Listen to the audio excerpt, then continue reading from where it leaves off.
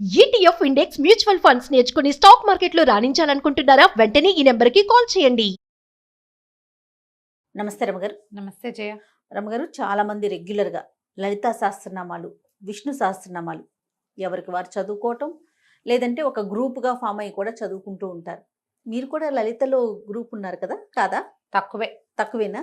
సొంతంగా చదువుకుంటాను నేను. ఓకే. ఇప్పుడు మన అనంతలక్ష్మి గారు అయితే గ్రూప్లో ఉన్న వాళ్ళకి ఈవిడ కరెక్ట్ చేస్తూ ఉంటారు. కొన్ని గ్రూప్లో ఉంటారనమాట. ఈవిడేం చెప్పరు. ఏం చేస్తారమ్మా, రోజు మార్నింగ్ 4 o'clock 5 o'clock అంటారండి. అప్పుడు మీరేం చేస్తారమ్మా అని అడిగితే చాలా మంది అక్షరాలు చాలా అక్షర దోషాలు ఉంటాయి. నాకు చాలా బాధ అనిపిస్తుంది జయ. వాళ్ళు నేను కరెక్ట్ చేస్తా, నేను వింటూ మిగతా కార్యక్రమాలు, ఇంట్లో పనులు లేకపోతే వేరే కార్యక్రమాల్లో ఉన్నా కూడా సరి చేస్తానని చెప్తూ ఉంటారు. అట్లా అలాంటి గ్రూపులు లేవు. లేరు. మీరు ఎలా చదువుకోవాలి రమ్మగారు? దీనికి ఏమైనా ప్రత్యేకమైన నియమాలు ఉంటాయా? ప్రతిరోజు ఉదయం సాయంత్రం అట్లా ఉంటుందా? అసలు శక్తి, లలితా సహస్రనామం చదువుకుంటే చాలా శక్తి ఉంటుంది అంటారు కదా, అమ్మవారికి సంబంధించి. మీరు ఎలా నమ్ముతారు దీన్ని? ఇది చాలా పురాతనమైనది జయ. ఇది వరకు అందరూ చదివే వాళ్ళు కాదు.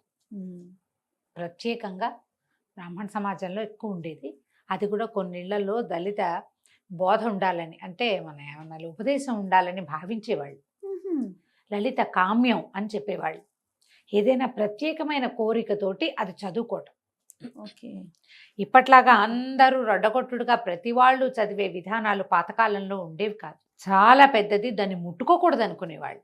పవర్ హౌస్ లలిత. అందరం ముట్టుకుంటామా? మరి కరెక్ట్గా దాన్ని ఒక ఛానలైజ్ చేస్తేనే దాంట్లో నుంచి రియల్ పవర్ రిలీజ్ అవుతుంది. మేము చదువుతాం, మాకు వచ్చు. గుళ్ళోకి వెళ్తాం, అందరు చదువుతారు, మనం కూడా పుస్తకం వచ్చుకుని పుస్తకాలు ప్రింట్లు. ఇది వరకు పుస్తకాలు ప్రింట్లు ఇవి రేర్గా ఒక లలితా సహస్రనామం పుస్తకం ఉండేది. అవును. నా దగ్గర ఎప్పుడో 64లో 5లో ప్రింట్ అయిన బుక్ ఒకటి ఉంది. ముట్టుకుంటే చింకి జీర్ణం అయిపోతుంటుంది. అది రేర్గా ఒక్క పుస్తకం ఉండేది. ఇప్పుడు ప్రతి ఫంక్షన్కి, ప్రతి చోట ఎక్కడ చూసినా పుస్తకాలు ప్రింట్ చేయడం, ఇవన్నీ మనకి ఈజీ అయిపోయింది. సో అందరి దగ్గరికి పుస్తకాలు వస్తున్నాయి. అందరూ చదవడానికి ప్రయత్నం చేసేస్తారు. కొంతమంది రోజు చదువుతూ నోటుకొచ్చేస్తుంది. ఎలా ఉన్నా చదివారేస్తారు. నీకు ఎలా ఉంటుందంటే, ట్రాన్స్ఫార్మర్లో కరెంట్ ఉంది, మీ ఇంట్లో వైరింగ్ ఉంది, స్విచ్ వైరు కనెక్టెడ్గా లేవు. నువ్వు స్విచ్ 100 సార్లు వేస్తావు, ఉపయోగం ఏముంది? ఏమవుతుంది? ఎప్పుడు కుదురుతుంది? ట్రాన్స్ఫార్మర్లో కరెంట్ ఉండాలి, మన పబ్లిక్ కరెంట్ ఉండాలి, మన ఇంట్లోకి సరైన వైరింగ్ ఉండాలి. ఆ వైరింగ్కి మనం పెట్టుకున్నటువంటి ఓ బల్బుకి కరెక్ట్గా స్విచ్ ఉండాలి. ఇది 2 కనెక్టెడ్గా ఉండాలి. బల్బు మాడిపోకుండా ఉండాలి. ఇప్పుడు పవర్ బయటకు వస్తుంది. లలితా సహస్రాన్ని అలా చేస్తేనే దాంట్లో నుంచి రియల్ పవర్, నిజమైన శక్తి, అందులో ఉన్నటువంటి మహాద్భుతమైనది, అద్భుతమైన దైవిక శక్తి బయటకు వస్తుంది. అది మనకి ఉపయోగపడడం అంటే అదేమన్నా మనకి పని చేసి పెడుతుందా? కాదు. మన చుట్టూతా ఒక పాజిటివ్ ఎనర్జీని నింపుతుంది. ఈ పాజిటివిటీ వల్ల మనం అనారోగ్యాన్ని, అకాల మృత్యువుని, దరిద్రాన్ని, సమస్యలని, వీటి నుంచి తప్పించుకోగలుగుతాం. పాజిటివ్ ఎనర్జీ ఉంటే కొంచెం తగ్గిపోతాయి అంతే. ఇప్పుడు అది లలిత చదివితే ఇవి తీరిపోతాయి అని అనుకోవద్దు, తగ్గిపోతాయి అని తెలుసుకోవాలి మనం. ఇదే ప్రధానం, ఇదే మెయిన్ పాయింట్. ఇదే. అవునండి. లలిత చదవటం, రోజు చదవటం వల్ల నాకు ఇలా మార్పు వచ్చిందంటే నీది మొత్తం మారిపోదు. నువ్వు చాలా సమస్యల్లో ఉండవలసిన వాళ్ళము, అంత కాకుండా కొద్ది సమస్యల్లో ఉంటాం. మనం హ్యాండిల్ చేయగలిగే సమస్యలే ఉంటాయి. ఈ సమస్యలు మనం ఎక్కడి నుంచి తెస్తాం? మనుషులం కదా మనం, కిందటి జన్మల నుంచి మోసుకొస్తాం. పురాకృత పాపపుణ్యాలన్నీ మనని ఇప్పుడు కర్మల రూపంలో బాధిస్తాయి. మనం ఇప్పుడు చేసే కర్మలు మన వచ్చే జన్మకి క్యారీ ఫార్వర్డ్ అవుతాయి, ముందుకు వెళ్తూ ఉంటాయి. దీన్ని తెలుసుకోవాలి మనం. ఇప్పుడు మనం సరిగ్గా చదివితే, ఇందులో సరిగ్గా చదివితే అనేది ఒక పాయింట్. అదే కదా చెప్తున్నా. అంతే. ఈ సరిగ్గా చదవటం అంటే ఏమిటి? దేశకాల నిర్ణయం. మనం ఎక్కడ కూర్చుని చదువుతాం, ఏ సమయంలో చదువుతాం, ఎక్కడ? శుభ్రమైన చోటు, ఇల్లు శుభ్రంగా ఉండాలి. చక్కగా పచ్చగా తోరణం ఏదైనా కట్టుకుంటే మంచిది. లేదా దేవాలయం దేవతార్చనలో కూర్చున్నాం, చక్కగా దీపం పెట్టుకుని అగరతో ధూపం చూపించి 2 పువ్వులతో అలంకరించి, పెద్దవేం చేయొద్దు, బోళ్ళని కేజీ పువ్వులు అక్కర్లా, 2 పువ్వులు శ్రద్ధగా కాస్త గంధం సమర్పించి స్థిరంగా కూర్చుని చదువుకుంటే ఫలితం బాగుంటుంది.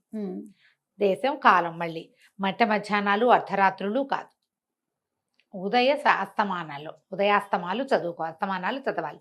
ఉదయం అంటే పొద్దుటిపూట 12 గంటల లోపల, అస్తమానం అంటే సూర్యాస్తమయం అయిన దగ్గర చదువుకోవచ్చు. నీకు ఎప్పుడు పడితే అప్పుడు నిద్రలేచిన మంచం మీద కూర్చొని చదువుకుంటా, అన్నం తిన్నాక చదువుకుంటా, అలాంటి పద్ధతులు చదువుకుంటా అవి చెయ్యొద్దు.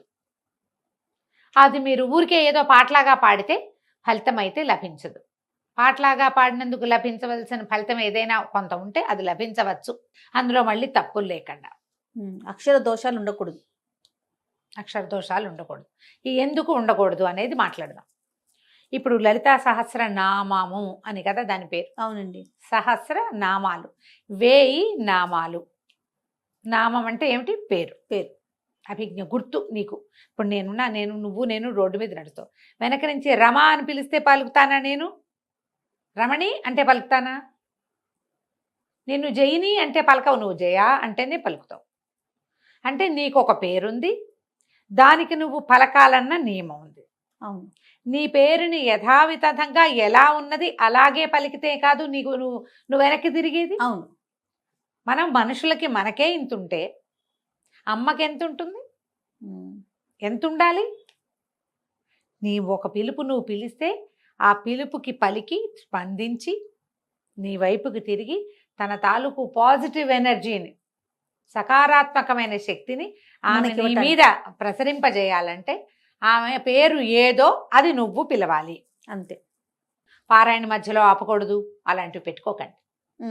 నువ్వు సరిగ్గా పేరు పిలిస్తే ఏమవుతుంది? ఆ పేరుతోటి అమ్మవారి పేర్లు ఎట్లా ఉంటాయి? తకీమని గుర్తు రావట్లేదు, చూసావా? మొదటంతా సౌందర్య వర్ణనతోటి నామాలు ఉంటాయి, తర్వాత వీరత్వ వర్ణనతోటి, తర్వాత ఆమె చేసినటువంటి మహత్కార్యాల వర్ణనతోటి నామాలు ఉంటాయి. మంత్రిణ్యంబా విరచిత విషంగ వధతోషిత విశుక్ర ప్రాణహరణ వారాహి వీర్యనందిత. ఎంత పొడుగుంది? విశుక్ర ప్రాణహరణ వారాహి వీర్యనందిత. విశుక్రుడనే రాక్షసుని చంపినటువంటి వారాహి యొక్క వీర్యాన్ని చూసి నువ్వు సంతోషించవు, సంతోషించిన తల్లి. ఇప్పుడు విశుక్రుడికి దీర్ఘం పెట్టినా వారాహికి దీర్ఘం పెట్టినా నామం కుదరదే, పేరు కుదరలేదుగా, అవునా? తర్వాత కామేశ్వర ముఖాలోక కల్పిత శ్రీ గణేశ్వర. గణేశ్వరుణ్ణి కల్పించింది అమ్మవారు. ఎలా చేసింది? కామేశ్వరుణ్ణి చూస్తూ కల్పించింది, గణేశ ప్రతిమ చేసి అప్పుడు యుద్ధానికి బయలుదేరింది. ఈ పదాలన్నీ కరెక్ట్గా వస్తేనే అర్థం వస్తుంది. ఎలా? నీకు ఇంకో ఈజీ తెలుగులో చెప్తా.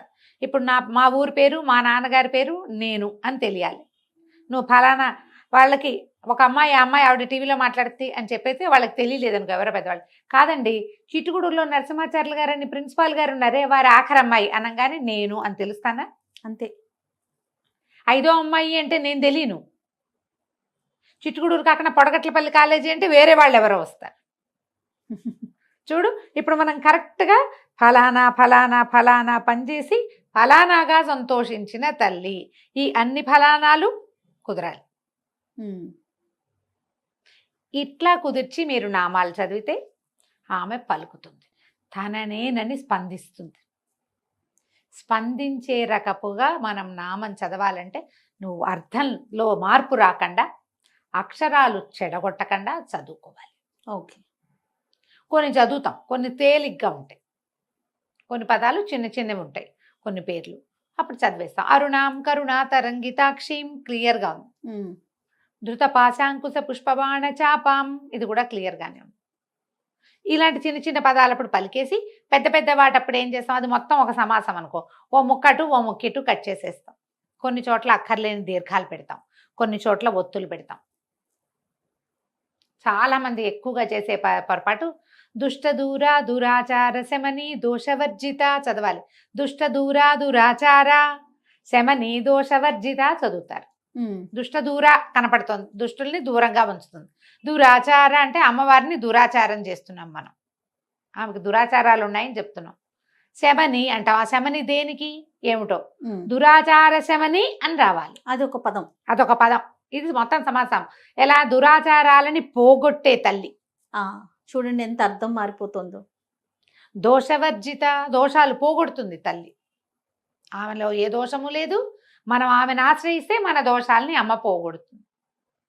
పదాలకి అర్థం తెలుసుకోగలిగితే అద్భుతంగా ఉంటుంది. ఓకే. మన వల్ల అంత కాదు. తప్పులు లేకుండా చదవటం. నువ్వు పారాయణ చేసేయాలన్న తాపత్రయంతో గడగడ గడగడ గడగడ చదివేసేయటం. గుళ్ళోకి వెళ్తారు, ఆ గుళ్ళో అర్చన అవుతూ ఉంటుంది, దేవాలయంలో అర్చనతో పాటు మనం ఇది ముందు ఇది ఫినిష్ చేసేయాలి, అక్కడ చూడం, అక్కడ దృష్టి ఉండదు, ఇది ఫినిష్ చేసేయాలి, అక్కడ చదివేసుకోవాలి. ఈ పుస్తకం చూస్తారా, ఇది రాదు, ఆ పుణ్యము రాదు కదా, రెండు పోతాయి కదా. దేవాలయంలో ఉన్నప్పుడు మీకు నోటికొస్తే దేవాలయంలో ఏం జరుగుతోందో చూస్తూ నోటికి వచ్చింది చదువుకోండి. నెంబర్ 1, ఇది స్ట్రిక్ట్ రూల్. పుస్తకం చూడొద్దు. విడిగా ఉన్నప్పుడు పుస్తకం చూసుకుని చదువుకోండి. అర్చన అంతా అయిపోయింది, మూల కూర్చున్నారు, పోయి అక్కడ కాసేపు కూర్చోవాలి కదా, అప్పుడు పుస్తకం పెట్టుకుని మెల్లిగా చదువుకోవచ్చు. అర్చనా కాలంలో మీరు చేయాలంటే శ్రీమాత్రే నమః చెప్పుకోండి. పొట్టిగా అరుణంకరణాతరంతక్షం ధ్యాన శ్లోకం అందరికీ నోటికి వస్తుంది, అందరికీ వస్తుంది కదా, ఆ శ్లోకం చదువుకోండి. ఒక్క శ్లోకాన్ని మీరు రటనగా 10 సార్లు 11 సార్లు 14 సార్లు చదివినా ఏమి తప్పలేదమ్మా, చాలా మంచిది, విశేషమైన ఫలితం లభిస్తుంది. ఇలా చదవండి. ఓకే. దేవాలయాల్లో చదవలసిన విధానం మీకు నోటికొస్తే ఏం ఇబ్బంది లేదు. ఈ నోటికి రావడానికి ఎవరితోటైనా చెప్పుకుంటే ఎక్కువ మంచిది. మనమే చదువుకుంటే తప్పులు ఉన్నాయా అనేది కరెక్షన్ ఉంచుకోండమ్మా. ఇది ఎలాంటి పని చేస్తుందో చెప్తాను జయ, ఇది నా స్వానుభవం. మనం ఒక తప్పు కరెక్షన్ చేసుకున్నాం, ఏదో చదువుతున్నాం, ఎవరైనా కరెక్షన్ చెప్పారనుకో కోపం వస్తుంది చాలా మందికి. నీ తప్పులు చూపించకూడదు, అవునా కాదా? అవునండి. కోపం వచ్చేస్తావు, అరికాలి మంట ఎక్కిపోతుంది. మీరు ఎప్పుడు మీ జీవితంలో తప్పులు కూడా దిద్దుకోరు అలాంటి వాళ్ళు. అంతే. నువ్వు ఇక్కడ అక్షర దోషాలు గనక నువ్వు దిద్దుకుని దాన్ని కరెక్ట్ చేసుకున్నావంటే నీ జీవితంలో నువ్వు చేస్తున్న పొరపాటు నీకు కనపడేలాగా చేస్తుందమ్మా. కనిపించి ఇది నాది పొరపాటు, ఇది నేను సరి చేసుకోవాలని నీకు అర్థమయ్యేలాగా చేస్తున్నావు. నువ్వు ఇక్కడ చేసుకుంటున్నావు కదా కరెక్షన్, ఇదేంటి మహత్తర శక్తి. ఈ శక్తి విషయంలో నువ్వు చేసే కరెక్షన్ లైఫ్ విషయంలో చేసుకునేలాగా నిన్ను చేస్తుంది. ఓకే. లేదా మీరు ఎవరైనా తప్పెత్తి చూపించగానే మీకు కోపం వచ్చి ఇరిటేట్ అయిపోయి మాకు తెలుసని ఈవిడ ఒకటి వచ్చిందండి ఇలాంటివి అనుకున్నారో వాళ్ళకు వచ్చిన నష్టం ఏం లేదు, మీకు చాలా నష్టం ఉంటుంది, అది తెలుసుకోవాలి. స్తోత్రాలలో ఎప్పుడైనా ఎవరైనా కరెక్షన్ చెప్తే సంతోషంగా తీసుకోండి. అయ్యో నాకు కరెక్ట్ చేసుకునే అవకాశం లభించిందే ఇంతకాలానికి అని గనక కరెక్ట్ చేసుకున్నారా, మొదట మీరు జీవితంలో తప్పులు చేయకుండా ఉంటారు. లేదా మీ తప్పులకి కరెక్షన్ లభిస్తుంది, మీ తప్పులకి మీరు రిపెంట్ అయ్యి దాన్ని సరి చేసుకోగలుగుతారు. ఈ అవకాశాన్ని మీకు లలితా సహస్రనామం 100% ఇస్తుంది. ఇది ఎంత పాజిటివ్ సైన్, మామూలుగా కాదు. తర్వాత టైం పెట్టుకుని చదవబోకండి. టైం 10 నిమిషాలలో అయిపోవాలి, 14 నిమిషాల్లో అయిపోవాలి. ఇట్లా కష్టమమ్మా, అట్లా చదవకూడదు. చదివితే మీకు తప్పులు వచ్చేస్తాయి, దడదడలు ఆడిపోతారు. ధాకి థాకి తేడా ఉంది కదా జయ. అవును. తా థా దా ధా కదా, ఈ థాని ధాని కలిపేస్తాం, అవునా? అక్కడి నుంచి చూడు, లా వేరు లా వేరు, లాలని కలిపేస్తాం, నా అణ రెండింటిని కలిపేస్తాం. మీరు పరిగెత్తారా ఈ పొరపాటు అవుతుంది. ఇంకో పెద్దది చెప్తాను, శశసహలో సావేరు సావేరు షావేరు. ఇప్పుడంతా శివుడే అంటున్నారు. అవునండి. శివుడు కాదమ్మా, శివుడు. విజిల్ రావాలి. సి అన్నప్పుడు సా గుడిస్తే సి కాదు, మెలికి శా, ఆ శా రావాలి. శా రాదు చాలా మందికి, షా వస్తుంది. మనం ఇక్కడ తెలంగాణ వెళ్తే చేసిండు అంటారు, చేసిన అంటారు, చేసినా అనరు. సాని షా అనేస్తారు. నువ్వు మామూలు భాషలో ఎలాగైనా మాట్లాడుకో, స్తోత్రాల్లో సాని షా చేస్తే ఎట్లా కుదురుతుంది? శివ శివ శివ అంటే రాడమ్మా శివుడు, మీరు అర్థం చేసుకోండి. ఆయన పిలిచినట్టు కాదు, పిలిచినట్టే కాదు. నిన్ను పిలవకపోతే, నీ పేరు పెట్టకపోతే నువ్వే పలకవే, భగవంతుడు ఎట్లా పలుకుతాడు? భావం ముఖ్యం లాంటి పాఠాలు బోల్డ్ వింటానమ్మా నేను, చాలా మంది నాకు చెప్తారు. అలా ఏముందండి, భగవంతుడికి భక్తి చాలా ఇంపార్టెంట్. ఎవరికి భక్తి ఇంపార్టెంటు?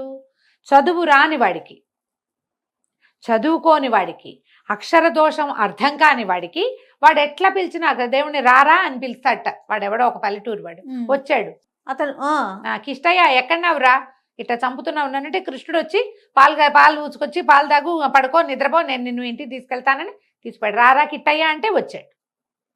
నేను రారా కిట్టయ్య అంటే పాలేరు వస్తాడు, కృష్ణుడు ఎందుకు వస్తాడమ్మా? నేను చదువుకున్నా కదా, చదువుకున్నాను, కృష్ణుడిని ఇలా పిలవాలని నేను తెలుసుకున్నా. ఇక్కడ ఇంకొక చిన్న ఇబ్బంది జరుగుతుంది రమ్మగారు. పొద్దున్నే ఏదో మాటల మీద దసరా హాలిడేస్ అంటుంది మా పాప హనీ. ద షా కాదే ద సరిగమల్లో సా అని చెప్పా. మరి ఇంగ్లీష్ లో రాసేటప్పుడు SH అని రాసాం, మేము SH అని రాస్తున్నాం, అందుకని నేను షా పలుకుతున్నాను మమ్మీ అని చెప్తుంది.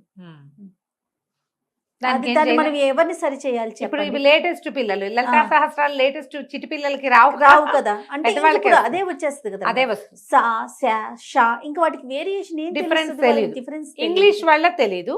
తెలుగు చదివేటప్పుడు మనం కొంచెం సరి చేసుకోగలిగితే ఏమన్నా కొంచెం చిన్న పెద్దవి మార్చుకుంటారేమో. మార్చుకుంటారు కాస్త చెప్పగలిగితే. మీరు ఒక్కటే గమనించండి, తెలియని వాడు ఎలా పిలిచినా అమ్మ పలుకుతుంది. తెలిసిన వాడు తప్పు చేయకూడదు, తప్పు కరెక్ట్ చేసుకోవాలి. తప్పు జరిగినా దాన్ని కరెక్ట్ చేసుకోవాలి, అంతేనండి. తప్పులు మార్చుకోవాలి మనం. ఈ అక్షర దోషాలని ఉండనివ్వబోకండి. లలితలో ఇలా గనక మనం లలితా సహస్రనామం ఒక్క అక్షరం లేకుండా, తప్పు సమయంతో పరిగెత్తగా, అక్షర తప్పులు లేకుండా సమయంతో పరిగెత్తేసి చేసేయకుండా తాపిగా నోటికి నిదానంగా నేర్చుకుని ఒక 6 నెలలైనా పడుతుంది జయ మనకి చక్కగా రావటానికి, తాపీగా వెళ్ళడానికి. దీనికి మళ్ళీ ట్యూన్లు సంగీతము ఏం అక్కర్లేదమ్మా. దానికి అనుష్ఠుప్ ఛందస్సు విష్ణు సహస్రనామాలే అంతే. అలాగే అయితే ఏంటంటే మనం మధ్య మధ్యలో ఏమవుతుంది, విష్ణు సహస్రనామాల్లో పెద్ద సమాసాలు తక్కువ ఉంటాయమ్మా. అవును, ఈ లలితా శాస్త్రంలో సమాసాలు పెద్దవి. మొదట 20-30 శ్లోకాలు అయితే అన్ని అమ్మవారి సౌందర్య వర్ణన కదా, అవి చాలా పెద్దవిగా ఉంటాయి. ఇంత పెద్ద వాటిని మనం చేసేటప్పుడు ఎక్కడ విరవాలి అనేది మనకి సమస్యగా ఉంటుంది. సో వినాలి మనకి, అంతే కదా రమ్మగారు, వినాలి, తెలుసుకోవాలి, ఎవరితోటైనా చెప్పుకోవాలి. పెద్దవాళ్ళు చదివేది వింటే కూడా మనం దోషాలను మనం చేసుకోగలుగుతాం. ఇప్పుడు నా పాటు వాళ్ళు ఎవరైనా కనపడ్డారనుకోండి, ఇప్పుడు అనంతలక్ష్మి గారు ఉన్నారు, వారు చేస్తున్నారు కదా. అవును, అలాంటి ఏదైనా గ్రూప్ లో చేరి తప్పులు లేకుండా చదవండి, తప్పనిసరిగా ఫలితం ఇస్తుంది. తప్పు రాకూడదు, ఇదొక స్ట్రిక్ట్ రూల్గా పెట్టుకుంటే కనుక మీకు అద్భుతమైన ఫలితాన్ని ఇస్తుంది లలితా శాస్త్రం. పొద్దున సాయంకాలాలు చేసుకోవచ్చు. విశేషించి అష్టమి, పౌర్ణమి చాలా అద్భుతమైన రోజులు. అష్టమి నాడు, పౌర్ణమి నాడు అమ్మవారిని కనుక మనం చదువుకుంటే అద్భుతమైన ఫలితం ఇస్తుంది. ఇక పౌర్ణమి నాడైతే చంద్రబింబాన్ని చూస్తూ లలితా సహస్రనామం చదువుకుంటే మానసిక సమస్యలు కూడా తగ్గుతాయి. పిల్లలకి నేర్పించవచ్చు. 2 శ్లోకాలు చొప్పున చెప్పినా తాపీగా వచ్చేస్తుంది. నిదానంగా ఎక్కువ శ్లోకాలు కదా, శ్లోకాలు ఎక్కువ ఉన్నాయి కదా. దీనికి పూర్వపీఠిక ఉత్తరపీఠిక చదవము. మనకి విష్ణు సహస్రనామానికి అయితే పూర్వపీఠిక, స్తోత్రము, తర్వాత ఏమో అదే మన నామాలు, తర్వాత మళ్ళీ ఉత్తరపీఠిక చదువుకుంటాం. అవును, అందరికీ తెలిసినవే కదా. 3 భాగాలు ఉంటాయి, ధ్యానం భాగం ఉంటుంది, అలా కనపడుతుంది. మనకి లలితా శాస్త్రంలో సాధారణంగా పూర్వ ఉత్తర పీఠికలు పెద్దగా చదవరు ఎవరు, నామాలే చదువుకుంటాం కదా. అంతేగా, అది నేర్చుకోవచ్చు కదా. ప్రయత్నం చేసి చూడండి. నాకు కూడా క్లాస్ ఒకటి తీసుకుందామని ఉంటుంది జయ, సమయం సరిపోదు. ఇప్పుడు సౌందర్యలహరి పాఠం ఒకటి ఉంటుంది, వారానికి 1-2 క్లాసులు అనుకో. దానికే నేను ఒక టైట్ స్కెడ్యూల్ లాగా ఉంటుంది, జనాలకి కుదరాలి కదా. ఎప్పటికప్పుడు అనుకుంటూనే ఉన్నాను. సుమన్ గారు అయితే అసలు ఒకసారి పెద్ద క్లాస్ లాగా పెట్టండి మీరనే చెప్పాను, చేయాలనే ఉంటుంది. కానీ నాకు అవకాశం లేదు. ఎక్కడ మీకు అవకాశం దొరికితే అక్కడ శంకర మఠాలు అలాంటి చోట చక్కగా చెప్తారు. వాళ్ళందరూ చదువుతూ ఉంటారు. చిన్న కరెక్షన్స్ ఉంటే కరెక్ట్ చేసుకోండి. మంచి ప్రింట్ ఉన్న పుస్తకం కొనుక్కోండి. శంకర మఠంలో దొరికే మంచి పుస్తకాలలో ప్రింట్ చాలా బాగుంటుంది. వాచాదోషాలు లేవట అందులో. నేనైతే ఆ బుక్ చూడలా.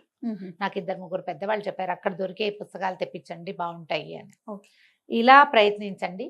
అప్పుడు ఈ లలితా సహస్రనామంలో ఉన్నటువంటి పరమాద్భుతమైన మహత్తరమైన పాజిటివ్ ఎనర్జీ, దైవికమైన శక్తి మనకి తోడుంటుంది. సొంతం అవ్వదు, తోడుంటే చాలు కదా రమ్మగారు. మన వెనకాల ఉంటుంది, మనతో పాటు ఉంటుంది. నిత్యము చదువుకోవచ్చు మీ ఓపిక అవకాశాన్ని బట్టి. డ్రైవ్ చేస్తూ చదవచ్చా అని ఒకరు అడిగారు. పాపం వాళ్ళకి అవకాశం లేదు, ఏం చేస్తారు? ఏదో చేయండి అమ్మా. మరి పార్క్లో వాకింగ్ చేస్తూ కాకుండా శుభ్రంగా తయారై ఇంట్లో ఏదో పూజ చేసుకుని వెళ్తారు కదా, చదువుకోండి. మరి ఇక తప్పదు కదా. అది రైట్. నమస్తే జయ. సుమన్ టీవీలో మీ పర్సనల్ అండ్ బిజినెస్ ప్రమోషన్స్ కోసం కింది నెంబర్కి కాంటాక్ట్ చేయండి.